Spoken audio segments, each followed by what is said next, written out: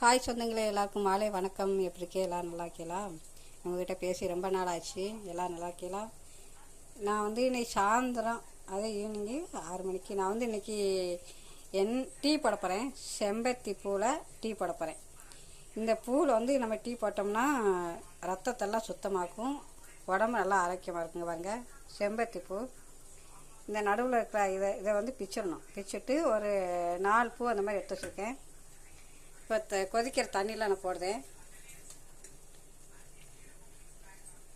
இது நல்லா கொதிக்கட்டும். இது கொதிச்சோடனே அப்படி நம்ம தூளே போட வேண்டாம், நிறமே மாறிடும். செம்பருத்தி பூ டீ இங்கே பாருங்க, நிறம் மாறிட்டு இருக்கா. தூளே நம்ம தேவையில்லை, தூள் போட வேண்டாம். பசி தன்மையை கொடுக்கும், ரத்தம் சுத்தமாகும், மனசில் உள்ள அழுத்தங்கள் எல்லாமே குறையும், ஹார்ட்டுக்கு ரொம்ப நல்லது. சாயந்தரம் நம்ம பால் டீ குடிக்கிறதுக்கு இந்த மாதிரி டீ போட்டு குடிங்க. எல்லோரும் உடம்புக்கு நல்லது. குடிச்சிட்டு எப்படி இருக்குன்னு எனக்கு கமெண்டில் சொல்லுங்கள்.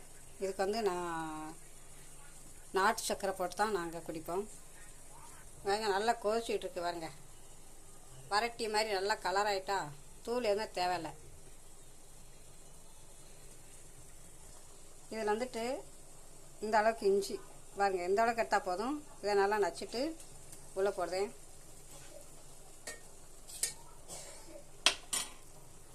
நல்லா கொதிக்கட்டும். இதில் மல்லி இலை இருந்தால் சேர்த்துக்கோங்க. என்கிட்ட எனக்கு மல்லி இலை இல்லை, அதனால் நான் போடலை. மல்லி இலை போட்டால் ரொம்ப நல்லாயிருக்கும். இதுக்கு நாட்டு சர்க்கரை எடுத்து வச்சுக்க பாருங்க. நாட்டு சர்க்கரை ஒரு தேவையான அளவு போட்டுக்கிறேன். அவ்வளோதான். இப்போ நான் வடிகட்டி எடுத்துக்கிறேன்.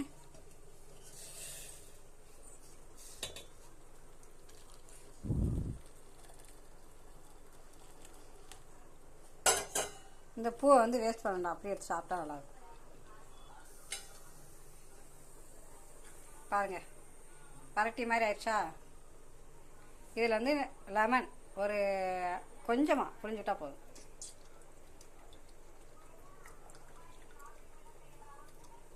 அவ்வளோதான், செம்பருத்தி பூ ரெடி. செம்பருத்தி பூ டீ ரெடி ஆச்சு. வாங்க குடிக்கலாம்.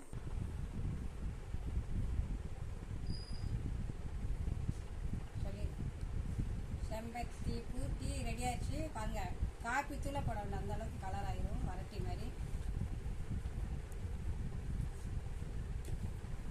சூப்பராக இருக்குது. இந்த மாதிரி போட்டு காலையிலையும் சாயந்தரமும் ஒரு டம்ளர் குடிச்சிங்கன்னா ரத்தம் நல்லா சுத்தமாகும். இதை ட்ரை பண்ணி பாருங்கள், எனக்கு கமெண்ட் பண்ணுங்கள்.